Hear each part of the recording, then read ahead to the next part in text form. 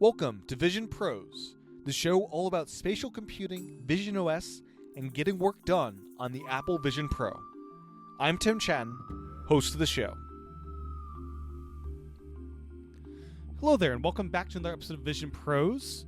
I'm excited to welcome back to the podcast Devon Dundee from Mac Stories. And in this episode, we're going to dive into how he's kind of changed up his Apple Vision Pro setup to make it more convenient for him.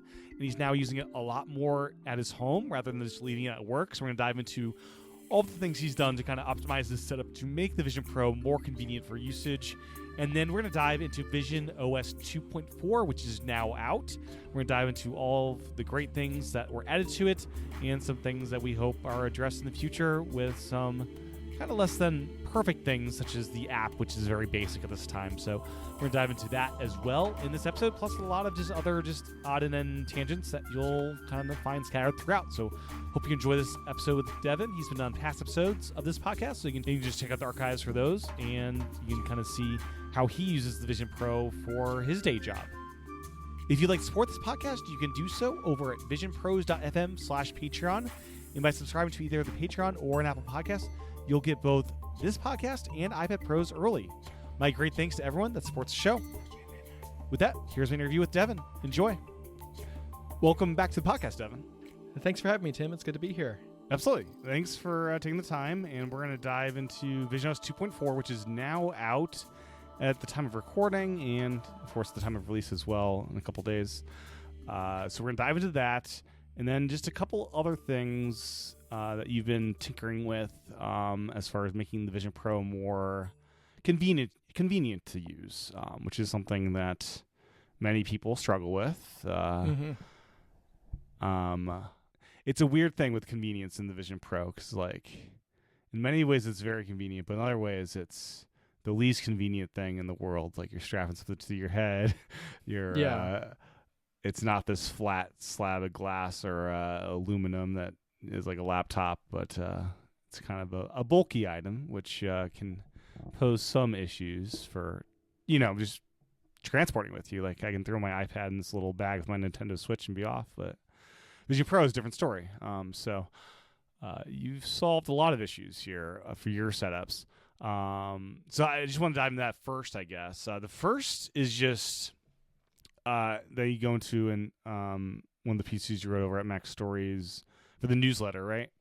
Yeah, it was for the Club Mac Stories monthly log. So we have a weekly newsletter, and then we also have one that's monthly, and this came out a couple months ago in that. Nice. Yeah. And then, so for that, you kind of highlighted storage and this PrismXR Carina D1 charging dock. And this thing looks sweet, I gotta say, Devon. This looks great. Do you have just one of these, or do you have one at both home and work at this point? That's the struggle, right? I have to push myself from pushing the buy button again because it's that good. It's on sale for $100 now. Well, don't tell me that. Down from what? What'd you pay for it originally? It was a gift from my wife, but I think she paid $120. I think. Okay, yeah, that was what it was over the holidays. Yeah, that worked out really well. My Christmas this year was Vision Pro themed, which was awesome. That's awesome. Yeah, I think my gift upcoming year of Christmas and birthdays will be Nintendo Switch 2 oriented this year. Oh yeah, that's a good theme. I like that. I might have to steal that too. Right? Yeah. So this dock, it can charge your Vision Pro's battery with a capacitive. What's the verbiage of how this kind of passes through power? It's pogo pins. So the classic technology that gets thrown in random places and makes things good. I mean, you've got it on the iPad with the smart connector, and now I've got it on my Vision Pro with this dock. So what it has for the battery is it has this little tiny attachment, and it's color matched, so it looks like it blends in very well. Yeah. It plugs into the USB-C port, and on top it has a USB-C port on top of it, so you can still plug it into a cable. But when you use it in the dock, it has the 3 pogo pins on the back, so you set the battery down in the right place, and it just charges wirelessly. And you get this kind of beeping sound to confirm, which I've asked the company if I could turn that off, and they said it's not possible. But the Vision Pro also makes a charging sound, right? When you plug in, so you get double sound. So it's like an unnecessary beep from that. I guess if you had your Vision Pro silenced, you wouldn't hear that one. I'm not totally sure. Yeah, is there a way to silence? Because when it's on your head, you have volume controls. Does that just carry over? I've never tested this. Like if I put the Vision Pro to 0 volume, if I take it off my head and plug it in, would I hear a sound? I don't think so, because I used to run my Vision Pro at muted volume basically all the time, because Vision Pro doesn't have a silent mode. No. Right? Notifications just come through if you have the system volume turned up. Yeah, I think Apple's so proud of their sound design, and just like, why would you ever want to mute the beautiful sounds we've created for your environment here?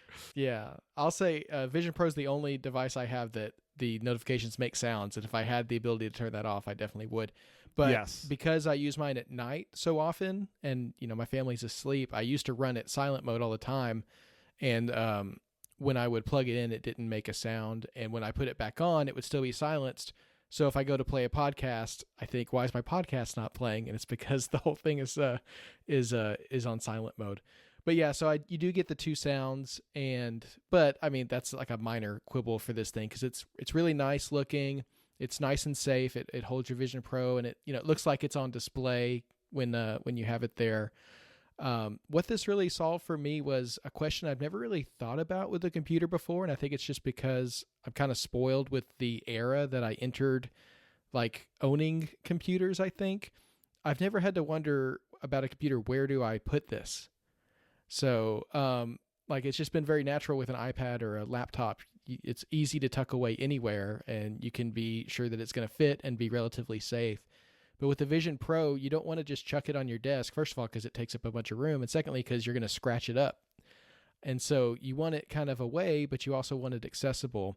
And so that's what the dock has kind of done for me. I have it on the shelf next to my desk, and it's always accessible. Like when I want to do my journal entry at night, instead of having to pull it out of a case or something, it's just right there on the dock, and it's always charged now, which is really nice. And one thing I was really running into with the Vision Pro 2 was the 24-hour battery shutoff. So if you don't use it for a certain amount of time, it just goes completely into like a standby mode, like it's just completely turned off. And I was running into that a lot before the dock, but now having it out, I just pop it on more often, and I don't run into that as much, which has helped with keeping my messages and all my stuff in sync with iCloud as well. So it's solved a lot of issues for me, not only storage, but also power and keeping things in sync as well. Yeah, it's always fun when iMessage is like out of date by a day. It's like, come on, guys, let's update this thing. Let's go. And you can like sometimes like select a thread to like force it to sync, which always throws me off. I'm like, well, why didn't you just sync it already? But yeah, the Vision Pro of all my Apple devices is the one that gets behind the most because of it's got the most battery considerations. And so not having that be a thing as much has been really nice.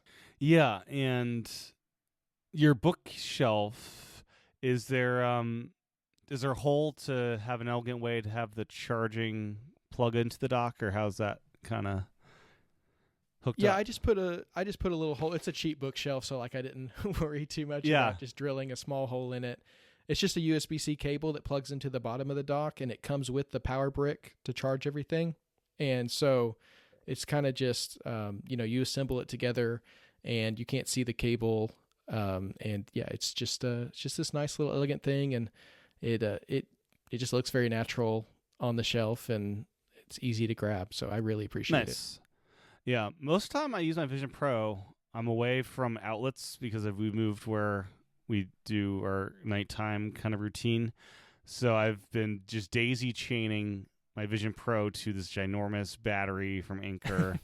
I think it's the biggest one they probably sell, and that gets me through an entire night plus some if I want to. But it's kind of funny. I'm just daisy chaining batteries to choose the Vision Pro, because it's. I wish they offered, like Apple offered, like, here's the standard battery that comes with Vision Pro. Here's one for you maniacs that want to use it like for 6 hours or 4 hours and then just have this big honker battery that that they offer. I wish that was the thing. Yeah, something more stationary, or even like something that could glom on to the battery pack, like extend it downward maybe, but fit snugly with it, just make it longer and double the battery life or something. Sure. Kind of surprised there's not been anything there, but I know the power on the Vision Pro is like a weird amperage and all that kind of stuff, so maybe people are just afraid to play with it. Imagine this product. Someone comes out with the old iPhone battery cases? I mean, the Vision Pro battery. Yeah, the Vision Pro battery is basically the iPhone 2G. Just pop that in a little battery case. I mean, that'd be a wild product, but I think people would buy it. Yeah, I mean, this is it's a very niche product, of course, but I think this audience would go for it. Yeah, it's fine being daisy chained, but it would be kind of funny having a little battery case for it. As far as audio and volume, are you? I heard ATP talking about Marco with volume control. I think that comes from someone that doesn't use the Vision Pro that often, because I very quickly. I'm turning my hand and just like changing volume in like less than a second. It feels like the most natural thing in the world to fine tune volume with my hand with that gesture. Or if I'm wearing AirPods, of course, that's the other very easy thing to just swipe. What are you doing for volume control when you're not muted all the time? For the most part, I am doing the stems on my AirPods Pro 2. Usually when I'm listening to something on my Vision Pro, I'm still in a space where I don't want to be emitting sound out of the pods on the sides of my Vision Pro.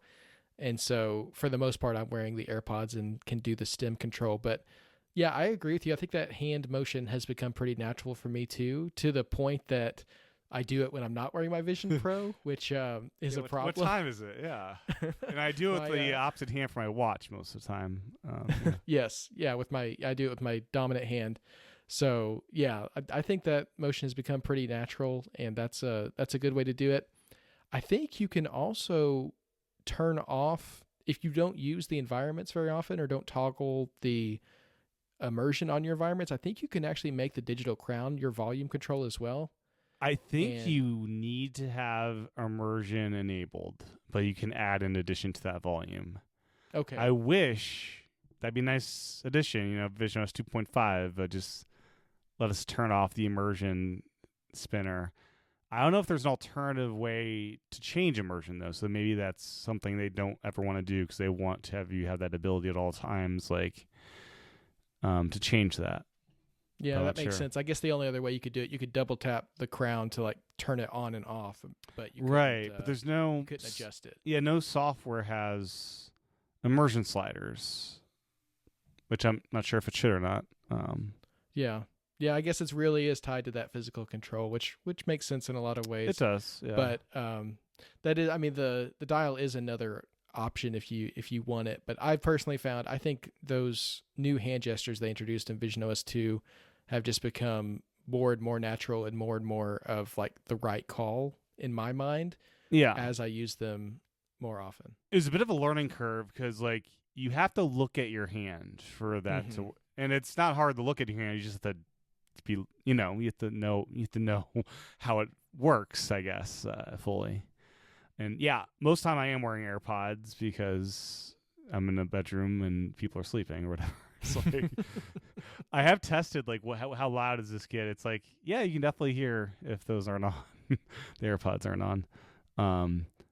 I've definitely drained a whole set of AirPods in one sitting before. It's like that's something.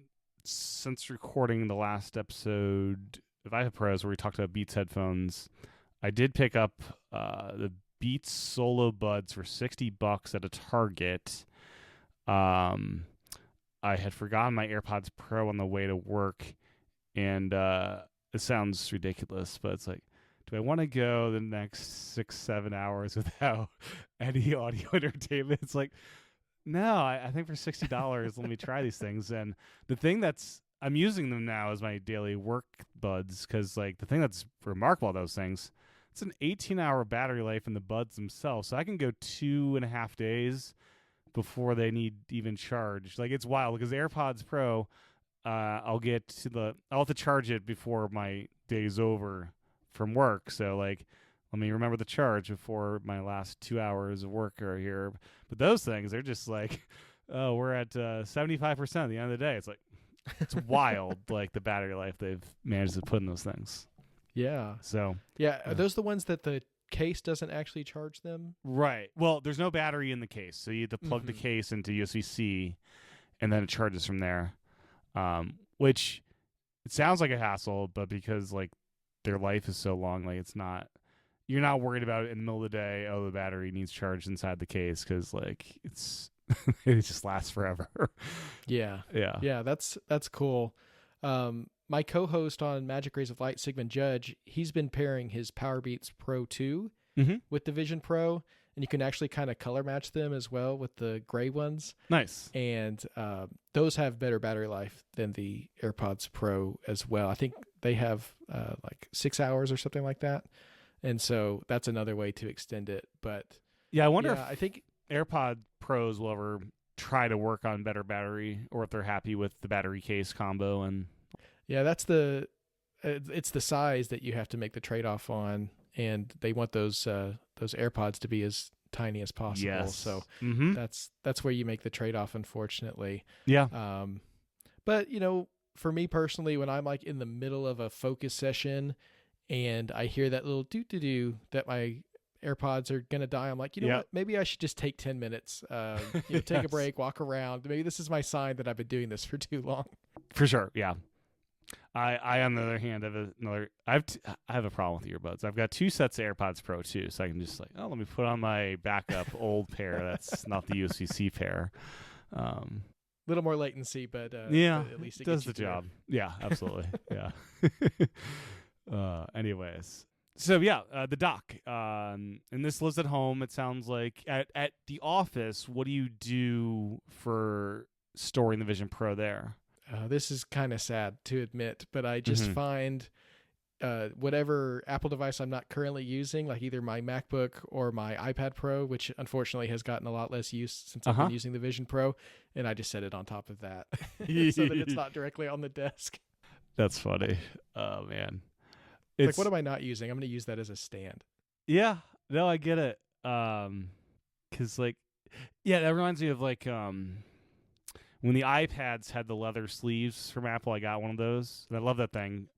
Also, just because, like, it's a good place to set your iPad that's not directly on the table, so it's like a nice, clean surface or whatever. So similar concepts. Use your iPad or Mac as a little platform for it. Yeah, just a buffer. I don't know. I'm weird about setting my devices directly on surfaces. I don't know if I'm worried about dust or like grain or something getting underneath it, or like just maybe sliding it the wrong way and scratching it somehow. I guess I'm I mean, I have a iPhone sleeve, and I just set that on the table, and then my iPhone goes on top, so I'm all perfect. Yeah, we're on the same page here. Exactly. With the Vision Pro, especially even the Apple Care repair costs, it's like I don't want to touch any of that, so I'm just going to do everything I can to keep this thing safe. I've done the battery thing, and that was like, I forget, $30 for I forget. It probably gets more if you actually repair the hardware itself versus a cable.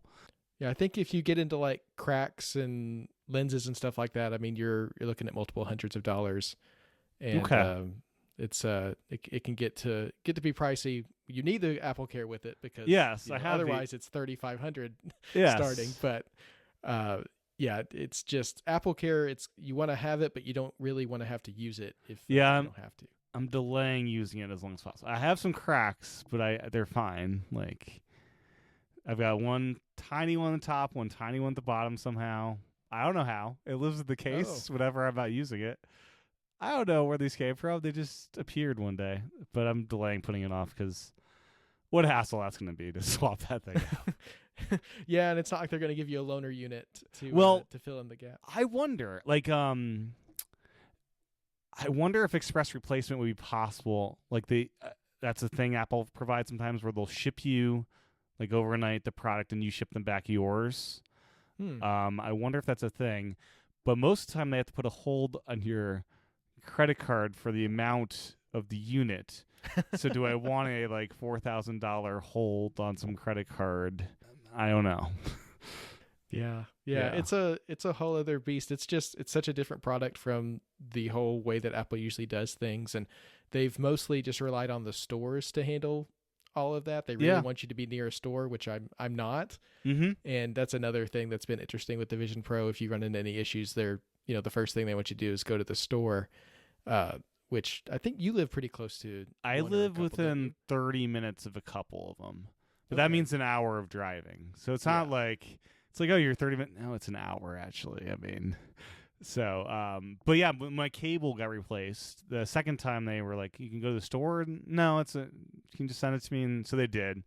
And knock on wood, this cable, it's holding up. I'm treating this one, I guess, better. It's not hitting any weird bends. So no coloration? No coloration, no knots in the cable, and it feels so nice having a good cord again. Like, oh man, that was bad. I've kinked mine pretty bad. I'm not as careful with the cable as I should be, and it's not got any hard bends in it, but it's definitely not as like perfectly coiled as it was when I first got it. Yeah, the hard bends, like it feels so easy to get like a 90-degree bend in that cord. It's like, how did this even happen? Like, it's just sitting in my pocket. I don't know. It's bizarre. They're sensitive. They really are. And it's kind of cool. Like one day the battery was just totally dead. And I just, with the new core, I was trying to be careful. So it's like, let me just unplug this from the Vision Pro. And you get, I very rarely do this. Like, you can actually charge the battery separate from being plugged into the Vision Pro, which is just, obviously you can do this, but I think most Vision Pro owners very rarely would disconnect to charge up that battery. But I could see a world where someone spends another $200 and gets a second battery and just swaps them when they're ready to do that. That'd be expensive though, and you might as well just tether. But it's another way the product is just so different from the Apple products that we're used to, that the battery is completely disconnected from it. I mean, I don't even know when the last time Apple put out another device with a replaceable battery on it. But to me, what that makes nice is I don't have to worry about battery health as much, because if I do degrade the battery over time, it's a lot easier to swap out than swapping out the entire device. For sure. Which for me is a benefit. I mean, I don't want to have to buy another battery, but no, I'd much rather buy another battery than another Vision Pro. Yes. And you don't have to worry about swelling and stuff that could destroy, like, you see these old laptops with the keyboard busted out because the battery's swelled up inside. Like, so yeah, I mean, it's got its pluses and minuses, but I think that's actually not the end of the world kind of thing. And I'm curious when Vision Pro will add the battery health thing in there. It's not even shown at this point. And I'm not sure. I know there's a lot of overhead in that battery, so the health remains good. Like, I think there's like 20% extra, battery juices, whatever you call them. Capacity, milliamps. Yeah. So I don't know. Yeah. I'll be curious how many, like, is it in a decade, like, will they finally have battery health in there or whatever? Yeah, I wonder if you got on with Apple support, if they could run a diagnostic. I've done that with my iPad before when they didn't have battery health on the iPads, and it could give you that same percentage. It just, you had to run a special like internal test that only Apple support could do. So I wonder if that's possible. And the Vision Pro is so new. A lot of those little details we don't know exactly how they work or when that kind of stuff's going to come. Did you get the iPad Pro M4? I forget. I haven't upgraded my iPad. When I bought the Vision Pro, my commitment was that was going to be my computer purchase for the next couple of years. Yes. And so, those came back to back, and it was really, it was enticing for sure. And almost like, okay, if I don't get the Vision Pro, how nice of an iPad can I get? But, I ended up going the Vision Pro route. So no, I'm still rocking the M1 13-inch. Yeah. I think you've made the right choice there. I was just mentioning that because my M4 11-inch, it's been a year. It's still at 100% capacity. Like, I don't know what they're doing over there with battery health on the iPads, but it's I kind of want to, nuke the battery so I can get it replaced at some point. So I've got some dings on that thing. It's like I'm waiting for that battery health to drop, but it might be a good 6-7 years before I get a fresh one. Yeah, That's a good thing. Yeah. Yeah, especially how thin that device is that you think the battery would be going through lots of cycles, but right, yeah, you got some kind of magic in there. Yeah, and the thermals you'd think, but yeah, it stays cool and all that. So anything else on the just storage of it at work and home and stuff? Have you looked into like a non-charging, less expensive thing for work to keep it on, or? I have. I think I'm so picky that anything I would want is already getting up close to that $100 range anyway. So if I'm gonna pull the trigger, I may as well get the one that I know that I really like. Mm-hmm. But so far, I've just been kind of at work letting it be what it is, and having this really nice setup at home has really helped me. I think at work, I didn't struggle as badly. The power situation's easier. I have more room on my desk where I can kind of just dedicate desk space to it, and I'm always sitting there. And you have a USB-C cord at your desk, so you just can plug in all the time. Yeah, it's actually the one. It's kind of weird the way I do it, but it's the one that it comes off my LG ultrafine monitor, and it's the one I usually use for my iPad Pro to do the external monitor, but it also provides power to my Vision Pro when I plug it in, and so it's like a single cable solution there. So you're ready when Vision Pro adds support for external monitors. Yeah, or just like a USB, like a flash drive or anything. Sure, yeah. Anything through that port, I'm ready to go. Yeah. I've got my hub ready. Man, I would love just give us a new battery that has more. Imagine if they just released an update to the battery that has like here's a new battery with data through that port. Yeah, or the developer strap, which I also have for screenshots. It's the best way to do photo and video capture. If they could get USB or Ethernet through that would be great too. Nice, yeah.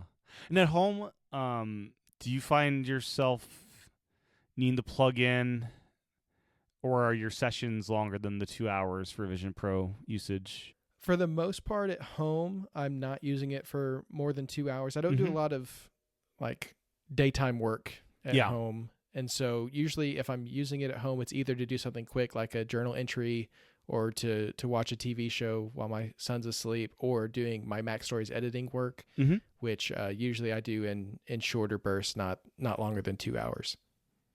So this charging dock kind of changed, along with this travel bag we'll talk about, changed you actually using the Vision Pro at home. Because like I believe in our last episode, it was mainly a work device and rarely came home with you, right? Yeah, it almost lived at work for a while. I kind of got tired of carrying the Apple case back and forth. Yep. And I found myself not really using it at home as much because it was in that case and it wasn't charged, and it was just a whole process. So yeah, this dock has really made it just very simple as picking up my iPad Pro. That's how easy it is to get started with the Vision Pro now. That's really made the difference for my home use, which is great because even when I'm not doing, 3 or 4 or more windows at a time, I still really like being in visionOS, and I still think it's the best way to do a lot of things for me. So I wanted to use it at home. It was just getting that set up right and figuring out what the pain points were and how to address them. Gotcha. Something that just hit my mind was people have been talking about, the circle icons in visionOS and, this new design with iOS 19. Will it change the icons and all that? Is it just me, or are the circles almost utilitarian in visionOS to give you more white space between everything so you can see behind the icons more? Or is that not accurate? Like it's easier to see like your environment if the icons aren't squares. I don't know. Yeah, I think there's something to the whole design of visionOS being more integrated into your environment and making more space for things to come through. So I think there's definitely something to that. I also wonder how much of it was just to separate it from the other operating systems, and really, because it does feel totally different, the home view on Vision Pro than it does on your iPad or your iPhone. So, but yeah, I feel like if they were the squares, you're right, it would cover up more of your environment. Something about the circle just kind of blends in, I think, with the rest of the world a little bit better. Yeah, for sure. Yeah. So Belkin Travel Bag. So Belkin came out with a couple of different accessories. I've got one that's arriving tomorrow. So for those that want that top strap, a pro tip, I guess, is I discovered Belkin's website sells it for $40 instead of Apple's $50 for some reason. Oh. And Belkin's website often has discount codes. So even though they charge $5 for shipping, I got like a 15% off promo code just directly on their website. So I got it shipped for $38. So check out Belkin's website if you guys want the top straps. That was one of the accessories they released, and I'll be sharing more thoughts about that and how, if it's an improvement from the other setup I had before with the 2 solo straps, which was expensive, but was nice, I guess. But the Belkin Travel Bag was kind of one of the other things they came out with, and it's kind of an alternative to Apple's Flying to the Moon case. So tell me about this thing. Yeah, this thing is really nice. It's more compact than Apple's carrying case, and it just kind of looks a little bit more down to earth, maybe is the word for it. Less futuristic, so I mean, you kind of lose that vibe. But the thing that made the difference for me more than the space was the shoulder strap. And for me, the carrying case, going back and forth to work each day, you know, I don't work from home, but I want my Vision Pro in both places. And I was just having trouble with having to dedicate a hand to carrying my Vision Pro. You don't want to multitask too many things. You know, I brought in groceries. You know, I've been that person who tried to bring them all in at the same time. You don't want to do that with your Vision Pro because even though that case is protective, you don't want it hitting the ground. So having that in one hand and then trying to navigate the world and carry all my other stuff with the other hand, it dissuaded me. And maybe that sounds like a silly thing to complain about, but for my day-to-day commute, it was prohibitive, and it was getting to the point that I just didn't want to carry it back and forth. So it's a great case. Yeah, Apple should have really added some kind of back strap. May turn that thing into a backpack almost, you know? Oh, yeah, that would be great. When I bought the case, I told the Apple Store employee who sold it to me, I'm like, I wonder if I could like attach a strap to the handle, but I think the handle's not quite wide enough. Right. The balance wouldn't be right. Yeah. And so I never risked it. I didn't want to, again, you don't want to put the Vision Pro at risk. But the Belkin bag, it's got a very comfortable shoulder strap, crossbody, which is how I like to carry things. I love messenger bags. You can put the Vision Pro in as is. You don't have to take the strap off like with some of the more compact bags. Yeah, like Waterfield Designs, I think they encourage you to take it off. Yeah, and there's another one on Apple Store that looks really nice. It's a black kind of fake leather looking one, and it also requires you to take the strap off, which gotcha. Is another thing I just didn't want to have to deal with. So no, like every day taking the strap off, that would be, it seems like a pain. Like Yeah. And you could like try to tuck it in, but again, it's just you don't want to risk messing anything up. Those arms that come off the side of the Vision Pro, they're flexible, but they're pretty rigid, and you don't want to bend them or have them in any compromising position at all. For sure. So what I do is I put the front plate on it, I put it in the bag, and then the bag actually has a built-in lens protector as well that flips down. And so it's perfectly positioned to where when the Vision Pro is sitting at the bottom of the bag, you flip down that lens cover, and then at the top of the bag, there's a little pouch for your battery. And you put your battery in there. I just kind of let the cable dangle in there. That's an area where I'm not quite as careful as I should be, but you can kind of roll it up and try to wrap it around the battery. But the battery stays connected to the Vision Pro, right? Yeah, it's all connected. Everything stays intact. And so when you pull it back out, it's just ready to go. And it's also got space for your cleaning cloth, your charging cable. There's a spot for an AirTag because, of course, the Vision Pro doesn't support Find My. Although it has Find My, but I don't know how you'd find it with, because Apple. If you need a new cable for the Vision Pro, they'll make you turn off Find My to send the cable. Of course, you know. It's like, what is Find My even doing here? Do you use an AirTag with your Vision Pro? I do. Yes, I don't want to misplace it, and thankfully I never have run into anything like that. But Yeah. just as a security thing, I slipped one in there and have kept it there. And it's nice, hopefully, I guess they could add Find My support in software in a future update and let you just treat it as a device instead of an item, which is where it's listed now. Right. Yeah, I used to have an AirTag in my Apple Vision Pro case. Then I realized I have a set of AirPod Pros that are dedicated to the Vision Pro, which now have Find My support. So it's like, do I need two of these? So for now, I don't have one in there, but because the AirPods were kind of doing that job for me. Yeah. Which I think the AirPod Pro 2s have. I forget what kind of finding they have. I think it's pretty decent though. I think they have precision finding, but they also have and they can beep too. Yeah. Yeah. So yeah, that's handy. So it's a little bit more expensive than an AirTag, but if you're already going to have them in there, right? Yes, that makes a lot of sense, and you could repurpose that AirTag for something else. Yeah. Is this something you would travel on an airplane with, or would you want the beefier Vision Pro Apple one to, if it's going in a suitcase that might get smushed or something? I think I'd feel comfortable with this one. It's not as rigid. It's the Apple one's like a shell. It's pretty solid. This one's softer than that. It has some give to it, but I think it's still solid enough that I'd feel comfortable putting it in a suitcase and trusting that it's going to be okay. Good. Yeah, nice. And then anything else on the bag? No, I don't think so. It's a great bag. It solved my commuting issue and allowed me to go back and forth with the Vision Pro in a way I couldn't before. So I appreciate it. And, if you're someone who commutes with your Vision Pro and want something more convenient for carrying it, I highly recommend it. Yeah. I saw the Waterfield had a backpack.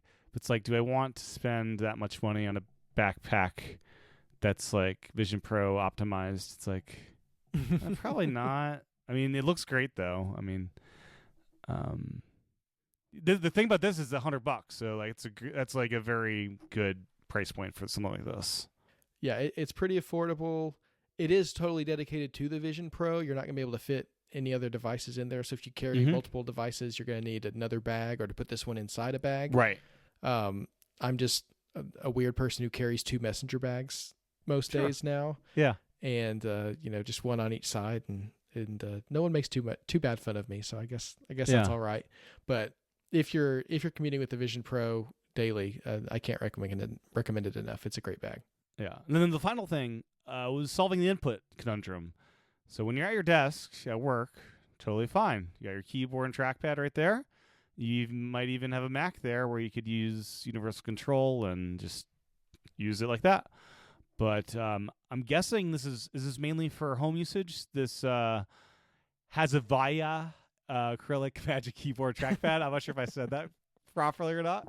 Yeah, it's one of those no-name Amazon brands. I think I have this exact same one before I got my MacPad set up. But yeah, it's the translucent plastic, and they both fit in there, and yeah. Yeah, it's super nice. It does live at home. It's actually on the shelf next to my PrismXR stand. I've tried to put it in a messenger bag with my iPad, but the accessories fall out of it, the trackpad and the keyboard, if you try to put them vertical. And so I thought it might be cool for if I'm ever brave enough to take the Vision Pro to a coffee shop or something like that, which I haven't done yet. But right now it lives at home, and it's for lap use. So when I'm editing Mac Story stuff, sometimes I don't want to be sitting at my desk. I'd rather be reclining somewhere more comfortable. Mm-hmm. And so this allows me to basically, it's very similar to the bottom half of a laptop. You've got the keyboard up top, trackpad on the bottom, and you can use it very, very similar to the way you'd use a MacBook Pro, but it's your input for your Vision Pro. And it works really well. It's surprisingly high quality plastic from the price and kind of the listing on Amazon. I was like, is this going to be creaky or, shaky or whatever? And it's worked really well. You have to take the keyboard and trackpad in and out of it to charge them. There's no charging port, but it's really easy to do that. They're mostly just being held in by gravity. So you really do want to keep it flat, but for the twice a year, you need to charge it.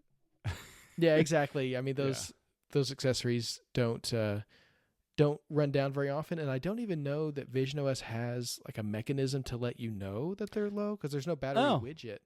Yeah, I wonder if Maybe you go on the Bluetooth.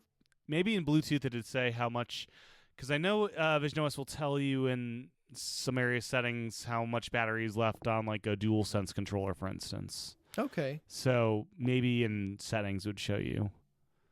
And there might be third-party apps that are even iOS, iPad apps that you can install that would be like battery monitoring apps that would have Bluetooth accessories in there. Yeah, that's so a good thought. That'd be another option probably. And then I really liked your pointing out this thing. I never did this when I had this setup of disabling tap to click for Trackpad, because I would have that accidental input, and that's something I never even thought about doing. Yeah, it's unfortunate having to turn off tap to click because I love that feature. Mm-hmm. But for visionOS, because the standalone Magic Trackpad doesn't have palm rejection, it'll just move the cursor to wherever you're looking when your palm taps it as you're typing. And so I end up typing halfway back on the line that I was starting on, and I'm in the middle of a word. And then I'm like trying to raise my palms as I'm typing, but that's not ergonomic at all. You know, your fingers are like stretched way down. So I saw this, someone posted it on Reddit that was the solution, and it works perfectly. You can then rest your palm on the trackpad, no problem at all. You just have to be more intentional about clicking. You have to push it all the way in. Because you wouldn't, because that would not change your cursor position, because just moving the mouse has no effect on that. It's the clicking that changes where your cursor would be. So sometimes I'll see the cursor kind of wiggling in the corner of my eye, like just off to the side, and I'm like, okay, I guess it's still getting my palm, but it's not actually registering a click. Yeah. Which saves me from the main issue. That's just one of those quirks. I don't imagine Apple ever anticipated people using the Magic Trackpad in this configuration, and so it's just not built into the firmware of it. And if it'd be nice if they did, but it's such a niche use case that I also understand why they don't. Yeah. Have you considered ripping up a MacBook? That's the next level after this, as you know. I won't lie. I've looked on eBay. I mean, they're out there, and the cost at this point I've not been able to justify, but I know that it works really well as the input. You have to have your Mac Virtual Display going. You do, and I'd probably when you do that, do you sometimes just end up putting it behind you? Yeah, I just throw it up above my head a lot of times. Just don't think about it anymore. Yeah, basically. Yeah. I wish if that same functionality worked between the iPad and the Vision Pro, then this problem would have been solved for me long ago, because I would have just used the Magic Keyboard case for the iPad Pro. But that will work for the mirrored iPad screen, but it won't go into the visionOS apps like the Mac can. And so I've definitely considered it. I think I'm waiting more for the iPad version to come over and maybe get that functionality as well.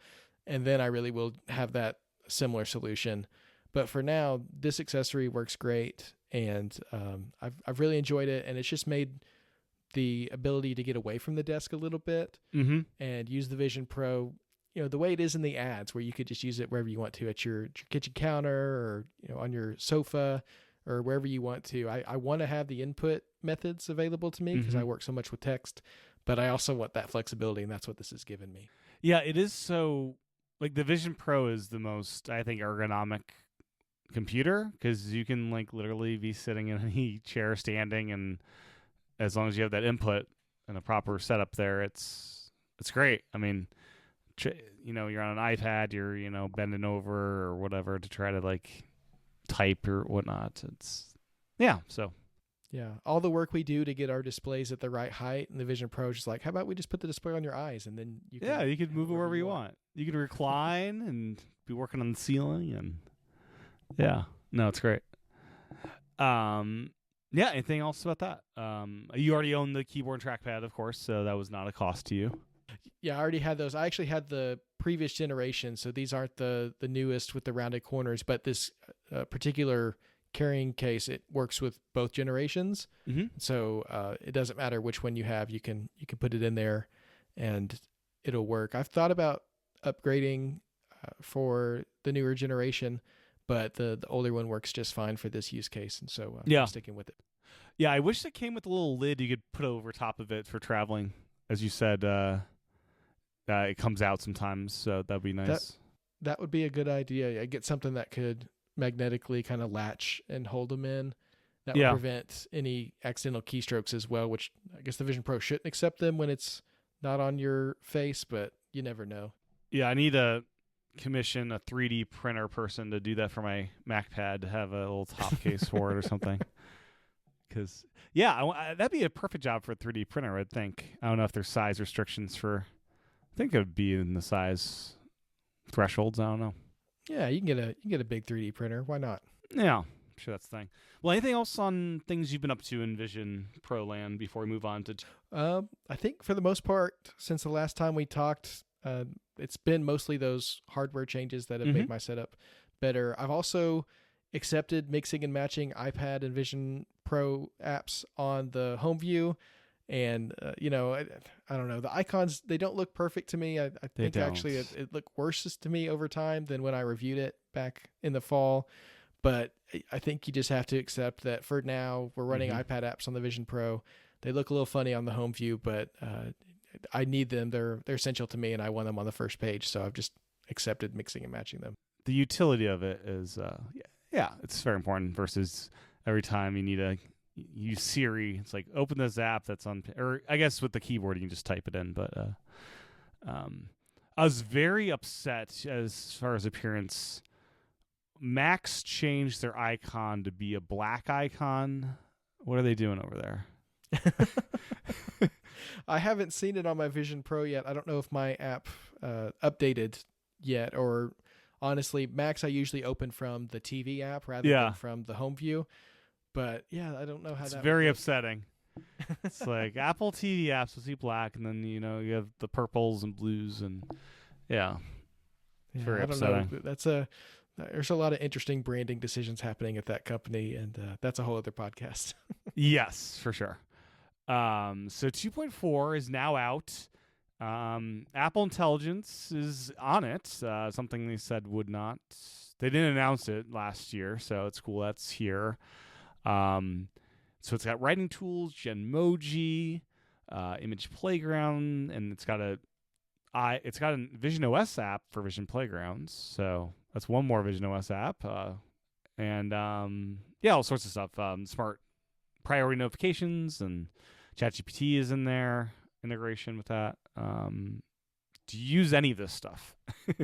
I do. Yeah. I do use some of it, and actually, it was something that I was running into issues with working on the Vision Pro, coming from the iPad Pro.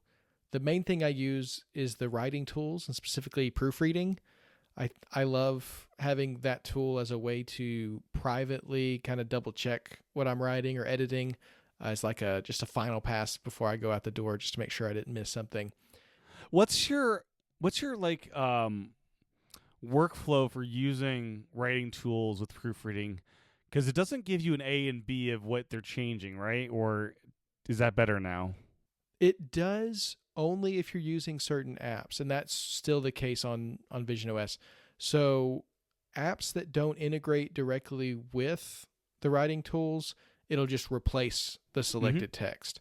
And that is not what I want. I don't want to trust the computer to do things for me and not tell me what's going on.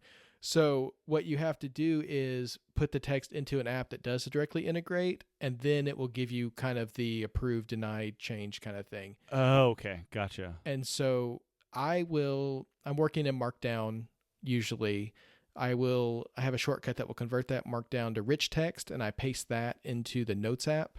Okay. And Notes has the integration directly, although there's a weird omission on visionOS where on the iPad, when you're looking at a note, there's an Apple Intelligence icon in the toolbar, and you click that and you get the writing tools automatically. On visionOS, that icon isn't there for some reason, so you have to actually select the text manually, and then the writing tools option appears in that little bar above the keyboard. So it's not exact feature parity. You still have to select the text, but then once you do that, and then you choose whatever writing tool you want. Usually for me, it's proofreading, and then it will give you like a change log and walk you through.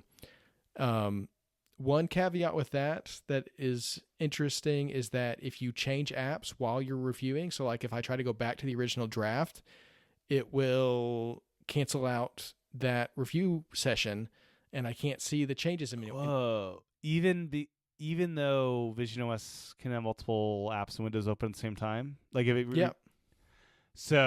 wow. So if you lose it being the active window kind of thing? Yeah, if you change like the cursor, if you put the cursor in another app, I think you can move windows, but you can't actually like scroll or select text. And so what I do is if there's like multiple changes, usually, hopefully there's not too many. Hopefully I've done my job well enough that I don't have too many things that I'm relying on the computer to catch. But if there's more than just a couple little things that I think are actually worth going back to the original draft for, I'll pull up my iPhone and just quickly jot down like, okay, here are the couple things I need to change. But it's a strange implementation detail, and I'm not totally sure what it's about. Maybe it's a memory thing, like they have to free up that memory to get another app active. Yeah. But it's one of those little quirks. But because you don't want to do that, it's in notes. You want to do it in the original document because you don't want to convert rich text back to Markdown because that's probably going to have a lot of errors. Yeah, I don't trust that. and I'm sure if you input Markdown into Apple Intelligence, it'll be very confused probably. It thinks you've got some bad punctuation, and it will tell you that. And I don't want to have to go through all those. So it's not perfect. And apps can integrate directly with writing tools if they choose to. It just has to be implemented, and I don't know of any writing apps that have natively. Yeah. The only app I know that has for sure is actually not a writing app. It's a Mastodon app, and it's Mona. You can invoke writing tools directly in Mona from the toolbar, which is an interesting addition. I wouldn't mind it in Runestone, the app that I'm using to write on Vision Pro, but it's not there yet. So a little bit of advance. Developers can do this. That's interesting because I wasn't sure if this was like an app only thing, but yeah. So Notes does it. Does Pages do it? Do you know? I believe it does. I don't do a ton of writing in Pages, but I believe iWork was updated to integrate directly with Apple Intelligence. Okay. So it's still not totally baked in to all the apps, but you can always use it system wide in the edit menu. It's just a different experience and not the one that I necessarily want for professional work. If I'm writing an email or whatever, that's fine. But for something that's going to be published, I want to have total control over what's happening there. Makes sense.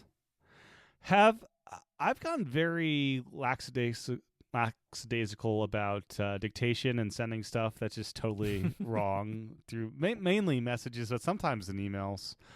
Has that crept into you at all? Like, they know what I mean. Like, no, I'm a perfectionist. I have to go back, and which is why I'm thankful for the ability to alternate between dictation and typing. Yeah, because usually I'll dictate a couple sentences, go back and fix it, and then keep going. I've actually started to embrace voice messages a little bit because you don't have that middle ground. It does try to transcribe it, but I don't see that part that's on the other person's end. They see it, yeah. And so I don't have to worry about it as much. But most people still aren't really into the voice messaging, so I try not to do it too much. But there are certain people I talk to who I do that to save some time rather than fighting with dictation. Yeah, if you see a weird post on Mastodon late at night, I'm trying to dictate on my Vision Pro and don't have time to fix it. Fair enough. Yeah. There's always the edit feature if you need it in the morning. Exactly. And yeah, Siri is very useful in the Vision Pro and hopefully gets even better in the upcoming versions. Yeah, we'll see what Rockwell does with Siri in a couple of years, and I'm sure he'll be thinking the Vision Pro as he's working on that. Yeah, I was curious what they were going to do with the animation when they brought Apple Intelligence to the Vision Pro, and they didn't change it. It's still the little orb. I would kind of like a rainbow glow maybe around like the whole field of view or something. I don't know, something fun. It's interesting, though, because the globe is it's like a 3D fun globe that I think you can you throw? I think you can even throw the globe. I don't know if it bounces against walls or anything, but you can throw it, I think. It'll go off in the distance a little bit before Siri disappears if you get frustrated. But I don't know. I'm a fan of the new look of Siri, even though I know it's not a total upgrade for Siri when Apple Intelligence gets introduced. But I kind of like that break of visually, like to know that you've got Apple Intelligence on your device, and visionOS didn't get that. But I guess they just did the Siri animation for Vision Pro last year, so maybe that's why. Yeah, and it's spatial, so you're hearing Siri come from the ball. And if your whole field of view, where would the audio come from? Siri's all around you. Yes, exactly. Yeah, so I'm not sure if they'll change that or not, because it is like a different thing. And on the iPhone and stuff makes sense because like the buttons react like that you hold down to invoke it, which is just very cool, I think. Yeah, and they had to figure out how to do that with the notch for the iPhone 16e because that was the first device with a notch that could run Apple Intelligence. So that's right. That animation has come back to bite them a little bit, and on Vision Pro they're just like we're just gonna keep the orb, which is totally fine. I don't know when the decision was made to bring Apple Intelligence to visionOS as part of this cycle. It's very interesting to me that this isn't a part of visionOS 3. This would have been a really easy win in June, I feel like, to add Apple Intelligence there and make that a huge part of the feature set of visionOS 3. So it actually makes me really excited for this summer to know that they're getting all this out of the way beforehand. It's like, okay, well, they must have a full OS version of updates for us if they're getting this out of the way in the end of March, early April. So I think that's actually a really exciting aspect of this, and not one that I was expecting in any way, because we've even heard a rumor that Apple Intelligence could require new hardware for Vision Pro because the resources are allocated so differently on the device. Yeah, which always felt weird to me because it's got 16 gigabytes of RAM, which I know that's using RAM for a lot of Windows stuff, but like it's got 16 gigabytes of RAM, so surely writing tools can't take that much RAM, right? I don't know. And it's got the R1 chip as well, which I've never totally understood the division of labor between those two chips. I don't know that Apple's totally documented it, but I was really hoping that they'd be able to get it going with the M2, and they were. So I'm glad that rumor turned out not to be true, because I don't necessarily plan on upgrading my Vision Pro just for a spec bump in the M chip and Apple Intelligence. Yeah, I'm not sure what will get me to update, because like the big obvious thing will be better field of view, that once I see it I'll be like, oh gosh, that's so much better. But like, is it $4,000 better? Hopefully it drops in price by the time I want to update again. But and also I kind of, we're in a trade in culture. I kind of like think I want to hang on to the original Vision Pro. Like I have my original iPhone and iPad. I don't think I want to give this up. So I should use it a long time too. Yeah, for sure. I traded in my original iPad and I regret it to this day. Yeah. I wish I had that thing around because it's so cool. And, to have the first iteration of a new Apple product like that, I think it's worth hanging on to. And I guess we'll see what the trade-ins look like when Vision Pro 2 does eventually come, but I can't imagine they're going to be super lucrative. Probably not, yeah. But field of view is the biggest thing that we've heard about. Samsung's using the next generation of what Apple's using, and it sounds like the field of view is substantially better. So that's the one thing that as I use Vision Pro, I would like improved outside of weight for me. I'm not sure if that's your biggest wish of hardware changes or whatever. I think the weight for me is definitely the thing that I would like to see changed in a future generation. I don't know if that's necessarily within the next couple of years or if that's going to take some more time. But for me, the field of view, once I get in it, like once I get started and focus, I don't really notice it as much. Like, of course, you take it off and it's like, wow, I have peripheral vision again. Yes. But while you're in it, as long as you're not in a situation where you need to see to your sides, I think you're okay. But for me, I think just the physical nature of it, and especially the weight, is the thing that would make me want to consider upgrading. Because the M series chips are so capable, I have to imagine software-wise we're going to be good for quite some time. Yeah. I think visionOS is in a really good place, and even with 2.4, I think these updates are awesome. The thing that really does need to upgrade over time is the hardware and just really the ergonomics of it. And the thing that I remind myself when I use the Vision Pro, and sometimes it's bulky, it's a little heavier than I like it to be. I'm like, but this is probably the worst version of this hardware. It's only going to get better from here, and the software is just going to come right along with it. So yeah, as we move towards eventually having a pair of eyeglasses that can run visionOS, I think it's just going to get lighter and easier to use over time. So, but I mean, the hardware that we have is obviously amazing and incredible and groundbreaking, and I love it. I'm not complaining about it, but I do think that those kinds of comfort ergonomic upgrades are what's going to be compelling to me. For sure. And yeah, straps make a huge difference. So we'll see if they, Apple Watch gets new straps and bands. I wonder if we'll get any new releases just for straps to Vision Pro. I'm not as hopeful there, but the Apple Watch gets them, so why not? Yeah, they've mostly let third parties kind of handle that right now, but it would be cool when the second generation comes out, if it does have a different strap, if that would be backwards compatible and people with the first generation could upgrade. I mean, with those connectors, as long as they don't change the shape too much, it seems like just like with the Apple Watch, you could continue generation to generation. I'm still using the dual loop strap. That's worked for me. I'm tempted by the Belkin strap to go with the Solo one, just because the Solo one, it is so much easier to adjust and it looks so much cooler, but the comfort for me on that one, I haven't been able to get quite right. So I wonder if the top strap would make the difference for me. I just haven't tried it yet. Yeah. I would encourage you to try it, the top strap. I think that makes a huge difference. So, yeah, Belkin's website has it discounted from... You're just trying to get me to spend money, Tim. These podcasts, they're very dangerous at times. But yeah, the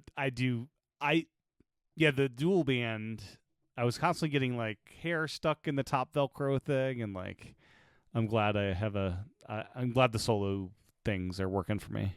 Yeah. Yeah, it definitely wears on your hair over time. I think my coworkers have just learned to put up with if my hair's sticking up a little bit. It's just because I've been in my Vision. You should have a hat. Does your place you work have like baseball caps? You just put that on when you're done with the Vision Pro. Yeah, that would be smart. Yeah. Right. Yeah. Are you using Apple Intelligence quite a bit on your Vision Pro? Not really much at all. Yeah. Because I don't. The writing stuff I've never had a huge need for, because it's such low stakes, the stuff I am writing. And then, the image creation stuff.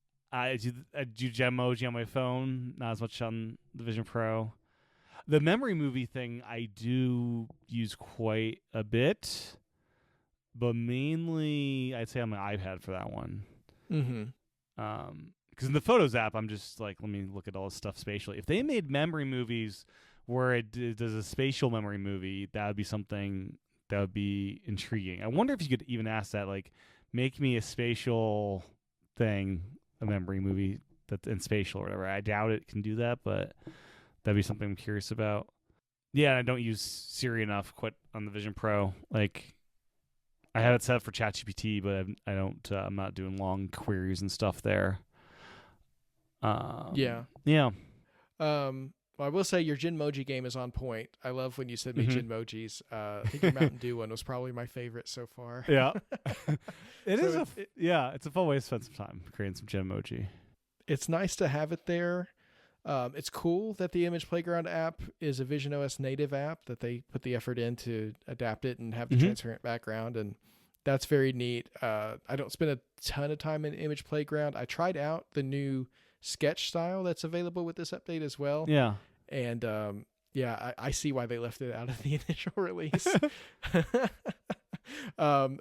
It can be cool for certain things maybe, but personally, Image Playground, I don't spend a ton of time in. It's mostly just somewhere to goof off a little bit. Yeah. When you want to waste some time. But I've goofed off with the Image Playgrounds with my daughter before playing with it, and she recognizes that's me as a little cartoon, and she gets hoot. She gets a hoot out of like the different things. Like, I don't know. She thinks it's funny, and I don't know. and all that. I don't know how she feel about that or not, but she likes it. Yeah. Yeah. I mean, I feel like when you're playing with your kid, they might want to see themselves as a superhero or, a princess or whatever it is. And then it's a fun way to kind of reimagine with them and, just very low stakes kind of way. For sure. I wish one of the missing features of Apple Intelligence on the Vision Pro is the cleanup feature in Photos, because you can't edit photos at all on Vision Pro, not in the Photos app anyway. You can do like Photomator. Yeah. But I'm the photo library maintainer in my household. Mm-hmm. And so every couple days at least, I have to go through and, okay, there's 6 shots of my son doing the same thing. Let's see which 2 or 3 are actually worth keeping forever. And I can't do that kind of stuff on my Vision Pro, unfortunately. I can pare down, but I can't tweak the actual photos. That's something I was hoping with Apple Intelligence they would add, be like, okay, we need to get a cleanup in there, so let's go ahead and move the editing UI in. And no, the Photos app is just for browsing and like very light organizing maybe, and it's a great way. I mean, it's my favorite way to look at photos and videos. Mm-hmm. Like I'd rather do that than in any other device, but I just it's a little disappointing that the editing hasn't come over, and I'm hoping that that comes over soon. Yeah, that's a good point. And it should be there. I mean, you can do edits that aren't super detailed and stuff, I'd say. Yeah, and like even photographic styles and stuff like that, those are enabled I do those on my iPad mini, even though my iPad mini doesn't actually have the capability to take photos with photographic styles. And so, I'd love to see that on visionOS as well. Do you do notification summaries on your Vision Pro? I do. Not like, it's funny. The apps though that would use them, they don't stack up enough where it would make a difference. Because like my dark side of my family that has Android, they're on the Google Chat thing, and that'll stack up, and I'll get the notification summary from that. And by the time I open up messages, it's the end of the day, and it's not super active. So like, I don't have a lot of activity where it stacks up a bunch. Yeah. My notification approach on visionOS is just kind of to ignore that whole system. Like, I leave messages open on my Vision Pro anytime I have it on, so that if I get a message, it's not interrupting. It's just kind of off to the side, and I can check it as I need to. And then I've turned off most other notifications on my Vision Pro because I don't love the notification center that's built into it. I don't think it's the best way to manage them.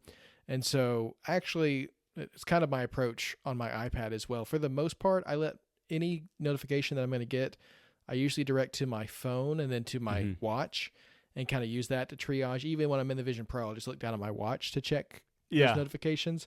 And then I'll know, okay, do I need to deal with this now or just leave it for later? So I mean, it's good that it's there. I know some people really enjoy the notification summaries, but I feel like it's probably weakest on the Vision Pro just because the whole notification system is the least baked, in my opinion. Yeah, I was super glad to see the Spatial Gallery app gets a badge when there's new spatial content in there. Did you notice that during the beta cycle, that when there was an update that came out with like, here's 7 or 8 new things, and then there was a badge on the app icon? I saw you talk about that, and I didn't get it for some reason. I opened the app and the content was there, but and I checked my notification settings. I haven't done whatever thing it is that triggers the alert to ask you for notification permissions, because there's just nothing for me. Yeah, because I just had a badge. I'm not sure if it ever asked me, but it was like, here's a badge. I think it had like a 1 on it, the app icon or something. Yeah, I would love that, because that's an app that I want to make sure I'm keeping on top of, and so I've got to figure out how to do that. Maybe I need to uninstall and reinstall, and that'll I don't know, trigger it or something. Yeah, but I'll be curious next time. I'm glad that that's there for sure, because hopefully they'll be doing batches every couple weeks or so, and I definitely want to know when there's new stuff there. Yeah, currently there's around 32 different items there, and then each item has the capacity to have like sub items, like the Apple TV behind production stuff. They have 3 or 4 photos of that particular shoot or something. So that's kind of how it's laid out. And this app, you can't resize the app, I noticed. It's kind of just as big as it's going to be. It's very wide, so you're like scrolling through the different items, and then it goes full screen when you like tap into it. But otherwise, you can't make the smaller versions bigger or smaller. They're just what they are, which is kind of interesting. It's a really interesting UI overall. It's a new like type of app, I think, at least for Apple. Maybe third parties have been doing this kind of thing, but those like multiple sliding panes that you can like stick your head between and kind of see the distance between them. Yeah. And, it's a very cool 3D effect, but it doesn't fit like that traditional window model of being able to resize and that sort of thing. So this definitely feels like a V1 UI, I think. I mean, there's no like categories or way to navigate. It's just literally you just scroll through the list. And that could just be because it's such a short list right now, and that's something they'll add later. But yeah, the UI it's cool in the 3D-ness of it, but it is very simplified in a lot of ways as well. Yeah, kind of cover flow-esque in a way. But yeah, it'd be cool to have an organization one day where here's all the Apple TV stuff, here's music interviews, here's photos from people, and that'd be nice to have. Yeah, it'd be cool to have different organizations set up with that. And you can, for the videos that play, you can get audio playing simultaneous with other videos you have playing. So if you're playing like an Apple TV Plus show or HBO show, you can also watch a spatial thing at the same time if you want to. Oh, so which is interesting. You could get that going plus Spatial Gallery plus Paramount Plus. Yep. You could just Plus. have it all I need to try together. Paramount Plus with it too. Yeah, because then you have 3 things going there. Yeah. Yep. That's interesting that it doesn't take over the system audio, but I wonder, that limitation seems very strange on visionOS anyway, that you can't have multiple audio streams at the same time, kind of a legacy of the iPad. But that's interesting that you can do that. And you can also favorite things, which I think is nice because it's so easy to get items kind of lost in that list, especially as it's going to grow. So if there's something you want to revisit, then you can favorite it, and that could be the groundwork for future organization stuff as well, I think. Yeah. One of the ones that struck me was in Istanbul, Turkey, there's this convenience store. This photo looks like it's out of a storybook in some like kids book. Did you see that one? You know what I'm talking about? That photo is gorgeous, and I thought the same thing at first. I was like, this looks fake. Like, it's so painted. Pretty. Yeah. It looks like a or color or color pencil. Color pencils or almost something like that. Yeah. It has that style, but with the spatial addition to it, you get that depth, and I think that makes it even more powerful of an image. I love all the snowy stuff, I think. Yeah. In the Spatial Gallery, that effect just translates really well to spatial video. And yeah, that picture was... The ice climbers on the frozen waterfall I thought that was pretty great. I would never want to do that. It seems crazy that they're doing that, but that seemed pretty cool. And they're pretty decently long videos for that. Yeah, I didn't spend as much time with that one, I think, because it stressed me out, which is an effect I get with a lot of Apple's immersive videos as well. Like, they're very cool, but they're also a little bit stress-inducing for me. But I really liked the behind the scenes of the Apple TV Plus series. You got a really cool look at Severance with the goats on set. The goats were cool. The spatial nature of that. It's such a bummer. These are all photos. Like, give me like 5 minutes of them shooting a scene or setting up for a scene. Like, that's the next phase I want for this. Like, it just seems such like a mess with what they could do there. Yeah, I think that'd be great, like an on-set visit kind of thing where you're just kind of watching and observing. I think that would be cool, and getting a better perspective on that actual process. Because there's a picture from Disclaimer where you get the depth of the cameras on a crane and like how far away the crew is away from the actor and stuff like that in video form. I think that would be really cool to get like the full effect of what's happening on set. So yeah, I hope this is just the beginning, and maybe they just they knew the Spatial Gallery was coming, so they sent a photographer to these sets to snap some stuff. But hopefully, and this is something we talk about on Magic Raise the Light all the time as well, like Apple will incorporate into the production of their original series more of these tie-ins with their other services and kind of make it an expected part of an Apple original to have some of this other stuff as well. Yeah, there's people that like specialize in like their job is like it's less common these days, but they used to run the DVD extras and like they're documentarians of this, like, you know, Gladiator had, you know, Lazaritis, I think is his name, but he was basically there he's documenting the production of this Ridley Scott movie. Like, I wish they did more of that. And like, Apple, you should hire people that just document, and like, this is easy content to just like hire somebody to document what you're already spending a lot of money on, you know? Yeah, for sure. I would love to see it. I mean, I love what they're doing with Apple Originals, but more behind the scenes looks and more incorporation of it with some of these technologies. Yeah, I think that's the next step, and it's also great for like inspiring the next generation of creators to kind of get to see behind the scenes of what's happening and how it all works. And if they're wanting more buy-in for, you know, spatial video and immersive video, getting that spark in people from the start, I think is going to be an effective tool if they'll do it. Yeah. And I thought it was interesting too, they're linking to all sorts of other content. The African safari, which I thought was one of the most compelling things they added recently. This was in the latest update, where you see giraffes and other things in spatial, and you're on the Jeep or whatever. It links to the Explorers app, which is like this no-name app on the visionOS App Store. It's like, that's cool. I wonder how they're kind of, I guess people at Apple are obviously exploring the App Store and finding stuff to link to and probably reaching out to developers. I don't know if there's a way for developers to reach out to Apple with this stuff, but probably not. Yeah, I was curious where a lot of this stuff was being sourced from too. Like, I mean, Red Bull, they have an existing relationship with. Yeah. Have a show coming up for that as well. So that makes sense. But some of these independent creators, it's like, yeah, did they reach out to Apple? Did Apple like some of their work in another, maybe a shot on iPhone contest or just out in the world, and then ask them to contribute? I don't know exactly where this content is coming from, but I love it. And I think it's great if they're using it to get more publicity for some of these lesser known apps on the App Store as well. That's kind of a virtuous cycle, and the next step in some of that editorial content, bringing it to the Vision Pro and this new spatial platform. Yeah, I wonder if we'll get like short films shot in spatial, like 12-minute things in here, or if they're thinking this is only 2 or 3 minute max or something like that.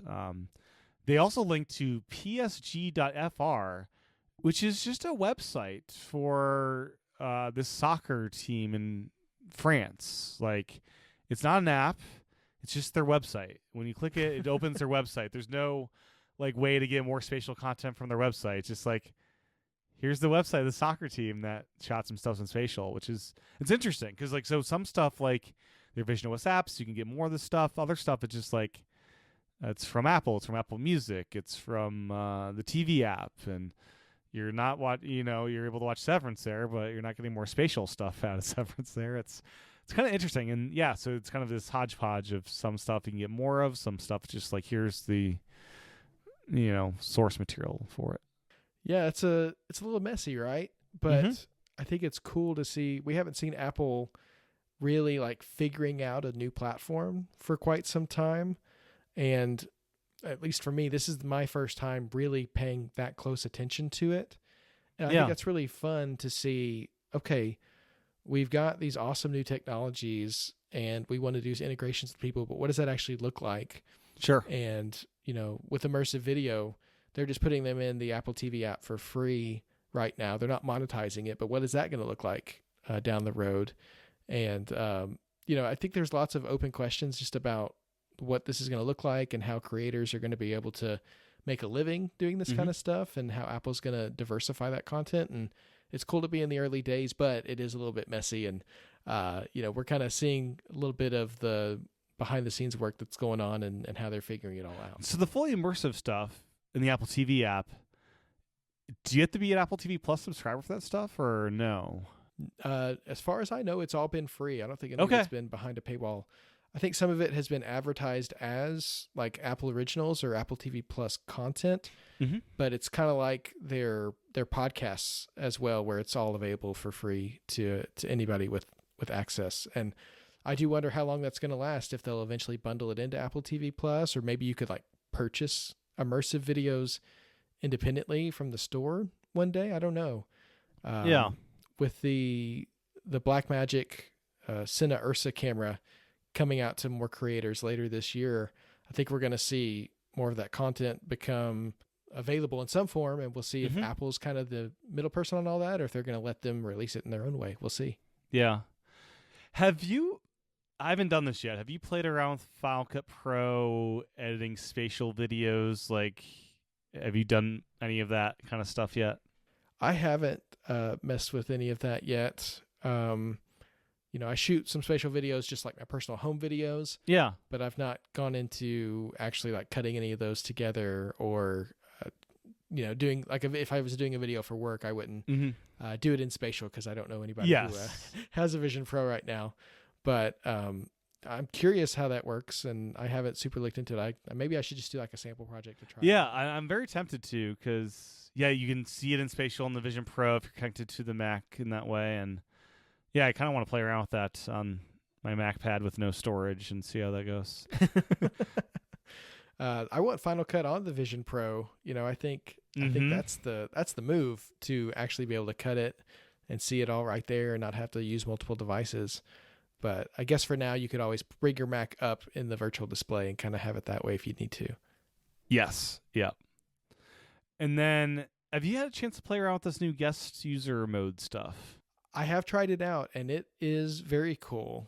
Guest user is a feature that's been progressively updated as visionOS has continued to exist over this past year and a half or so. It started off pretty rough. And then with visionOS 2, it got a little bit better, where they could save their eye and hand tracking history for a certain amount of time, so that they're not having to redo it every single time they put it on. But this feels like the logical next step, and the step that actually I think is going to make it a lot less painful for people, because beforehand you had to go into Control Center, enable guest mode, set up all the settings, then hand it over to the person and pray that the first time they put it on, it latches onto their eyes and there's no weirdness. Because if anything goes wrong in that transfer, you're starting all over. Yeah, and if you readjust it, which most people would do. Yes. Because it tries to do the optic ID, and after it, like, you move around too much, it's like, oh, we got to restart this, right? Yeah. Yeah, if you put it on slightly wrong and adjust it, you can get yourself to where it goes out of guest mode. So now what you can do, you have to go into the settings app and enable secure devices that you trust. And so it'll list your devices on your iCloud account, your iPhones and your iPads that are updated to the most current version. So I put my phone on the beta specifically to test this, and I enabled that as a trusted device. Then, without doing anything else, I just took the Vision Pro off, handed it to my wife, and said, let's see what happens. And she put it on. She's a great sport about this kind of thing, and really appreciate that, because it does require a second person. You can't just change your eyes to trick it or whatever. Yeah. But they put it on. It realizes that they're not you based on their eyes, and then it gives them the option to try to enable guest mode. And so when they do that, it sends a request to your trusted device to approve it.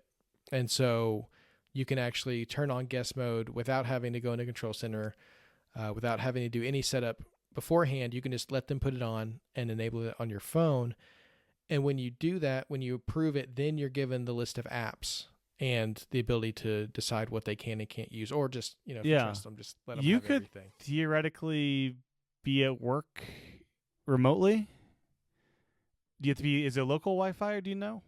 I tested it locally. I don't actually know. That'd be if an interesting it's over test. The internet or not. Yeah, that'd be an interesting test to see, like, if it would work over cellular for your phone. That's a good question. Because, if you're out of the house and your wife's like, I want to use the Vision Pro, you could say yes or whatever. Oh yeah, kind of like your 2FA kind of approvals that you Right, can do yeah. from anywhere. Yeah, that's interesting. I need to try that. I'll try that later. Turn my phone on cellular, or maybe like go into the other room and see if it'll Right, yeah. if it'll activate. That's a good thought. I haven't tried that. Yeah, no. Um, I just saw that. Yeah, but yeah, that'd be That's a weird thing to just test out of the blue. But yeah, it's like I'm curious what happens if you do that. Yeah. yeah. But you can approve whichever apps you want them to have, or just do all of them. Mhm. But once you do that and you actually let them start, then if they haven't already, they'll go through the hand and eye tracking process. If they've done it within the past 30 days, then they can recall that and not have to do it again, which is nice. And it can save just one person though, right? It's not like Just one person at a time. Yeah, it's not multiple users or anything, but if you just have like a partner that you kind of let use your Vision Pro from time to time, then that takes some of the burden off of them, because that setup process, it's fun the first time. Yeah. Third or fourth time, it's like, oh, I have to look at these dots and pinch again. Like, come Mhm. on. Yeah, I do that But- once every like 3 months to just get it reconfigured for me. Mm-hmm. Yeah, I went through the process a lot. But every time would be annoying. Yeah.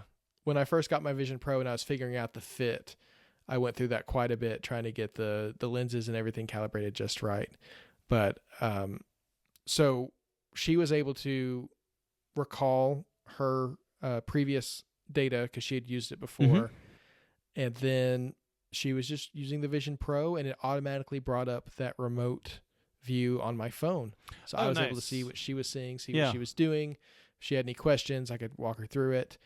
But what's really cool about that is that was another part of guest mode that was pretty tricky. You had to enable the screen mirroring before you handed off the device. Mhm. And once it started, you were kind of locked into that screen mirroring. You couldn't really go in and out of it and turn it on and off. Now, if you turn it off, if you hit the X button, it becomes a little widget in your dynamic island, and you can pull it back up. So if the guest wants to watch something that's DRM'd, you have to turn off your mirroring. Otherwise, it's going to be blacked out. That seems like something Apple should figure out. Just black it out on the phone and leave the Vision Pro alone. Yeah, you know? I felt terrible the first time I gave one of my friends a demo and let them watch the immersive dinosaur video. I was screen mirroring with him, and I didn't realize that limitation, and he was just standing in blackness. He's like, I can hear it, but I can't see anything. And I turned off the screen mirroring, and he could immediately see it. But then I had no way back in. So this solves that. You can go in and out as you need to. You can even have it in picture-in-picture mode. So if you want to use your phone to send a text or whatever, you can still have that screen mirroring going. So it really is a huge improvement on guest mode, both from the guest perspective and the owner's perspective. Now, literally, it's kind of like what I was talking about with this dock and just, putting on my Vision Pro anytime, making it as easy as using an iPad.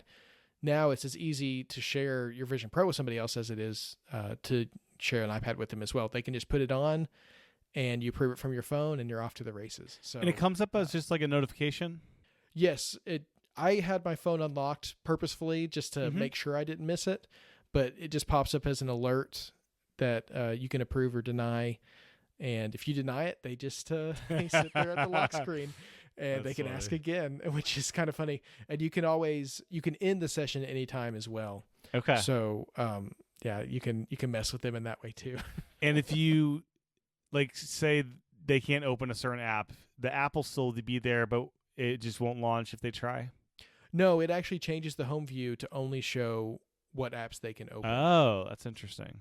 So I haven't tried like deep links to apps, what it would do then. I'd probably just act like it's not installed. Right, yeah. But just to test it, I only gave access to 2 apps, and literally it was just a home view with those 2 apps. And interesting. So that you can kind of protect your, if you don't want someone going through your photo library or your journal or whatever, you can protect that. Or if you want them to have the full experience, just approve it all, and they can use it just like you do.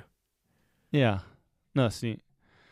And then perhaps the most disappointing part of 2.4 is the thing that could have been the most exciting thing about 2.4 is this Vision Pro app, which Oh boy, is this Apple? Apple needs with visionOS 3. They need some work here. So currently, this is what we have. When you open the app, it says this week.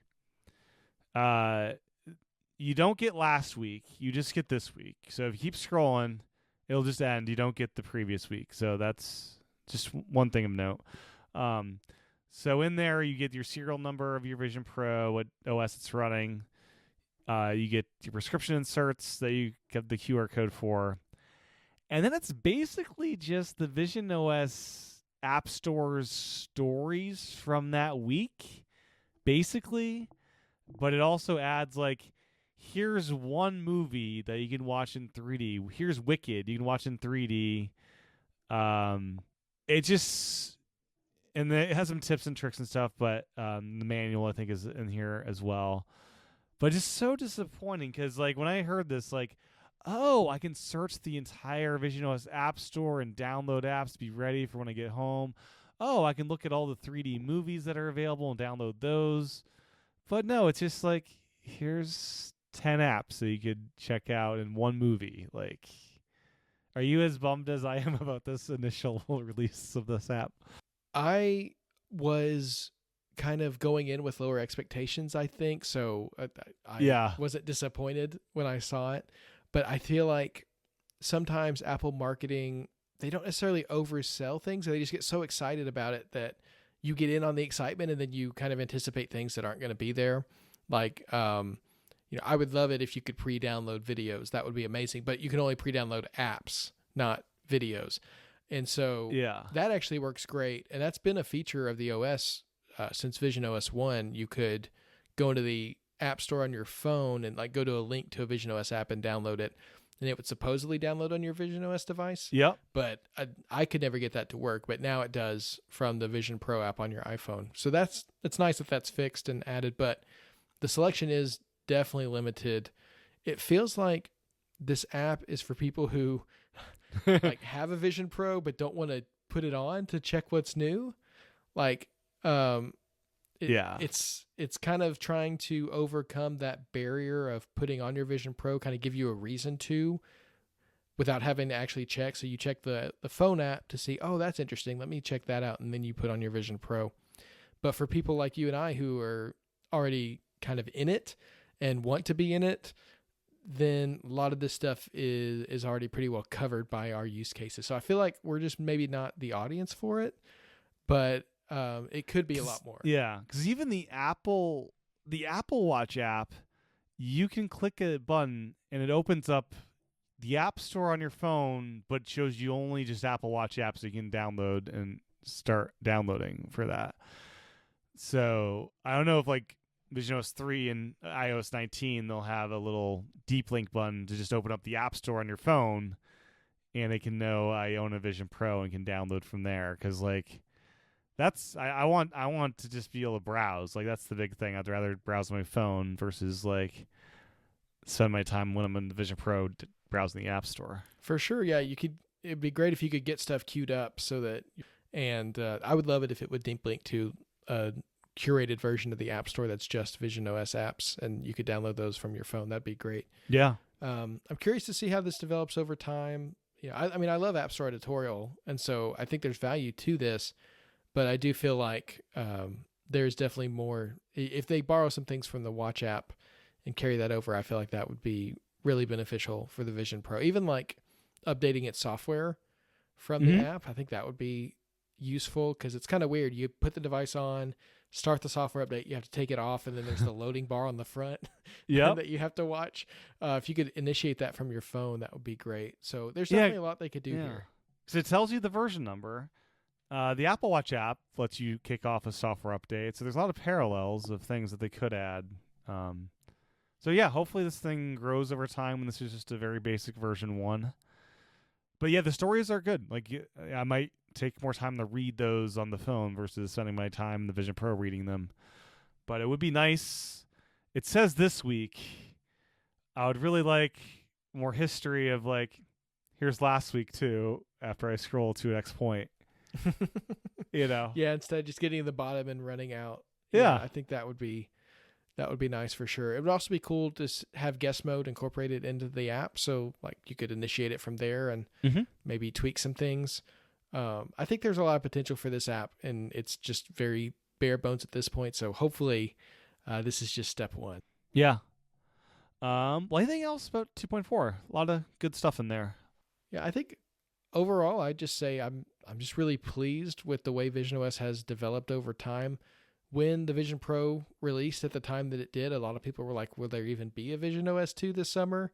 And visionOS 2 was a pretty big thing. And now, I mean, I think the visionOS 2 lifecycle has brought a lot of enhancements as well. So I'm pleased with it. And this is probably, I would imagine this is probably the last like major edition we're going to have before WWDC.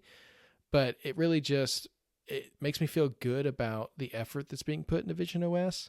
Yeah. And it makes me confident and excited about what surprises they're going to have for us with visionOS 3, because visionOS as a platform still has a lot of areas to grow in. I mentioned notifications. That's one thing I'd love to see them address. Another thing I thought was weird, hasn't been added over visionOS 2, is like focus filters. You can't you can't add focus filters on visionOS. So like all my emails come through even if I'm at home, which I don't necessarily love, because sometimes things get through that I don't want. But just like things like that are still on the table. I would love to see that kind of stuff in visionOS 3, and I'm confident that the effort is being put into the platform that we're going to see stuff like that with visionOS 3. Whereas before, my guess would have been it would be the visionOS, or my guess before would have been that it would be the Apple Intelligence update. And that's not going to be the case because we got that. So yes, I'm really pumped about this. I think it's a really cool update with a lot to offer. And I just love to see this platform coming together before our eyes, because it really is the area that Apple is experimenting the most. And it's just fun to be on the ground floor of that. So yeah, I'm loving it. I encourage people to check it out and explore what's available there. Even if Apple Intelligence isn't your thing, there's something to for you to take advantage of here as well. And I've been having fun testing it and really excited about where visionOS is at. Yeah, the Spatial Gallery is it's fun to just spend a couple of minutes and just let, it's some beautiful things in there and some just cool things. And I'm very glad Disney keeps releasing 3D movies. It seems like any big blockbuster they have put out, we're going to get a 3D version, but we're going to have to wait until the Disney Plus release happens, which is such a weird thing. You've probably noticed this, like Mufasa came out like a month ago for like $30 and it's in 2D. And then once it's free on Disney Plus or whatever, you can now buy it in 3D as well. It's such a weird phenomenon that's been consistent with Disney for what their releases. Do they add the 3D version back to the previous purchases? Do you know? I don't know, because I've never purchased it if 3D is not in there, because I don't trust their system well enough. Because I've had the experience, I'm not sure if you've experienced this, Devin, where you purchase an early access movie for like $30. There's no iTunes extras. And then it's $20 and they add iTunes extras, and your purchase doesn't get them for whatever reason. So I don't trust it. I have to wait. I do wait. So no, I'm like you. I don't trust the pre-orders. So if I'm going to buy a film, I usually wait till at least the day that it comes out. I need Peacock to do a visionOS app so that I can watch Wicked in 3D without having to purchase it outright. Because Netflix is getting it soon, and that won't have an app probably. So it's 2D Wicked for me right now, but Wicked in 3D is very good. I splurged on that one. It's like, okay, it's in 3D, let me get this thing. I should just go ahead and do it. I can't wait on Peacock to make the visionOS, because you also need to watch The Wizard of Oz in 3D if you haven't already. Oh, I didn't even know that was available in 3D. Yeah. Okay. And it's on sale quite often. And that's such a cool experience, those like 4x3 movies in 3D, because it just fills your full field of view and all that. It's one of the older ones that I'm not sure if they must have converted it. I think there's one Hitchcock movie that was actually shot in 3D that's available, which is neat. I forget which one that is, but I got that. But yeah, Wizard of Oz in 3D. It's a very cool experience. Yeah. Double header, probably not, because Wicked is like 5 hours long. Triple header when you got Wicked, the sequel. What's the sequel called again? For Good. For Good, yes. One of the best songs in Wicked. Yeah. But yeah, the 3D stuff I just love. And we're getting a new Avatar movie in December, I think, hopefully. And yeah, those are fun, the Vision Pro. But yeah, I'm excited for visionOS 3 and see what we'll get. There are a lot of low-hanging fruits that Apple can pick out, and it's always fun to see what they do in the early stages of an OS. Yeah, well, fingers crossed I have a really busy summer covering it, and that we have a lot of fun testing it. Yeah. I wonder if we'll get any new gestures this year. As long as they don't bring back the Control Center carrot where you have to look up. I hated that. That gesture was awful. I hope we don't have to look up for invoking it. Yeah, caused a little eye strain, I think, for some people. Well, where can people find out what you're up to? Anything you want to plug? Well, I'm on the social medias as Devon Dundee, and my writing's over at Mac Stories and Club Mac Stories. Sounds good. Thank you so much, Devon. Thanks for having me, Tim. Well, as an interview with Devon, my thanks to Devon for his time recording. My thanks to you for your time, attention, and tuning in. As a reminder, you can support this podcast over at visionpros.fm/Patreon or by subscribing in Apple Podcasts. With that, I'll talk with everyone again real soon.